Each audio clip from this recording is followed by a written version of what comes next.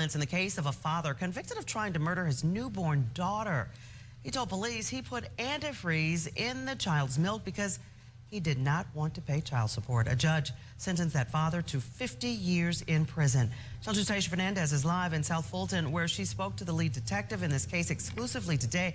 Taisha, this was a tough case for investigators, and I know for you as well to cover today. It was tough for everybody. You know, many of the investigators, Karen, are parents themselves. You know, I'm a parent myself, so everyone has just been disgusted by this father's actions, especially because he appeared to have some remorse, confessed to police, but then took it back. Today, I had the privilege to talk to the child's mother. She's not ready to talk about the conviction just yet, but she did tell me the child is doing okay. It hit home because it was an 18-day-old baby. South Fulton Police Sergeant Serta Dickerson was the lead detective on this attempted murder case back in 2020. He said seeing this newborn poisoned by antifreeze was tough. With our job, we have to really tap into two different places. We have to do our job. We also have to be empathetic with the parent.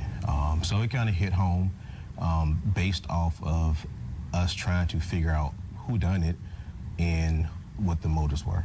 It all started when Curtis Jack got his co-worker pregnant. She told police Curtis tried to get her to terminate the pregnancy for the entire 9 months. Once she had the baby, she had to stay in the hospital. So she told the father to come pick up breast milk from her and take it to the baby at the grandmother's house. Curtis told police he put antifreeze in the milk because he didn't want to pay child support. That could have killed that child. Yes. It didn't. But once Curtis was indicted and faced several charges, including attempted murder, he took back his confession. So detectives and the DA's office had to work even harder to make sure the case was solid and they got a conviction. It's beyond just getting a confession. We still have to prove that the person actually committed the crime. I mean, you still have to prove that the person is guilty. Detectives were so confused by the motive in this case because they said the father had a good paying job and the mother does too. I also want to mention this. Police say Curtis Jack was engaged to another woman at the time all this was happening, so that may have played a role in this attempted murder. We're